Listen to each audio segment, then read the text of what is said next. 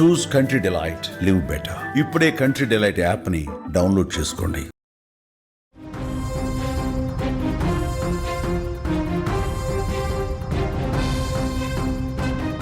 నిన్న మొన్నటి వరకు పంట పొలాలకే పరిమితమైన కోతుల బెడద ఇప్పుడు ఏకంగా మన నట్టింట్లోకి చొరబడి ప్రాణాలు తీస్తోంది.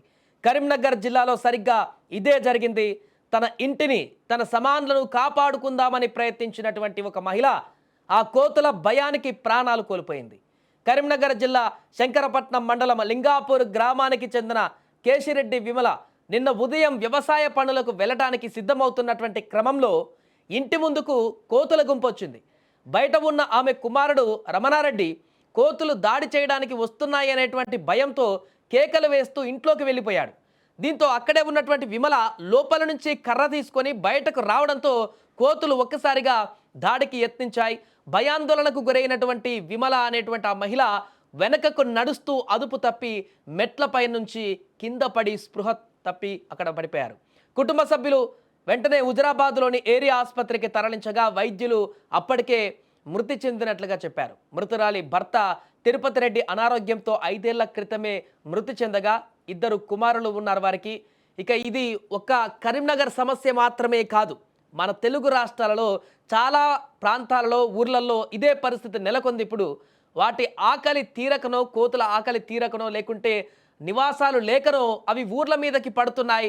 ఒకప్పుడు అడవిలలో ఉండేటువంటి ఆ కోతుల గుంపంతా కూడా ఇప్పుడు ఊర్ల మీదకి వచ్చి ఊర్లలో జనాలను ఇబ్బంది పెడుతూ ఇళ్ల మీద తిరుగుతూ ఇబ్బందులు పెడుతున్నటువంటి పరిస్థితి మనం చూస్తున్నాం. గుంపులుగా వచ్చి పంటలు నాశనం చేయడం పక్కన పెడితే ఇప్పుడు మనుషుల ప్రాణాల మీదకు తెస్తున్నాయి. చిన్న పిల్లలని కరుస్తున్నాయి, వృద్ధులను భయపెడుతున్నాయి. ఇప్పుడు ఏకంగా ఒక నిండు ప్రాణాన్ని కూడా బలికొన్నటువంటి పరిస్థితి. మొన్న జరిగినటువంటి సర్పంచ్ ఎన్నికలలో కూడా కోతుల బెడదకు సంబంధించినటువంటి సమస్య ప్రధాన అస్త్రంగా ఎన్నికలు జరిగినటువంటి గ్రామాలు కూడా ఉన్నాయి.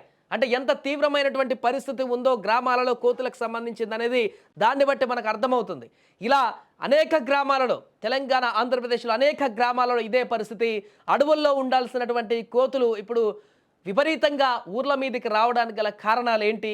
అక్కడి నుంచి ఊర్ల నుంచి కోతులను పూర్తిగా తరిమేయడానికి గల పరిస్థితులు ఏ రకంగా ఉన్నాయి? వాటిని ఎలా కనుగొనాలి? ఆ యొక్క ఊర్ల నుంచి ఆ కోతులను మరలా అడవిలోకి వెళ్ళడానికి ఎలాంటి జాగ్రత్తలు తీసుకోవాలి, లేకుంటే ఎలాంటి చర్యలు తీసుకోవాలనేటువంటి విషయంపైన ఇప్పుడు అధ్యయనం చేయాల్సిన పరిస్థితి ఏర్పడింది. ప్రాణాలు పోతున్నాయి కాబట్టి ఇప్పటివరకు పంట నష్టాలు కానీ ఇతర నష్టాలు చాలా జరిగాయి, ఇబ్బందులు ఏర్పడ్డాయి.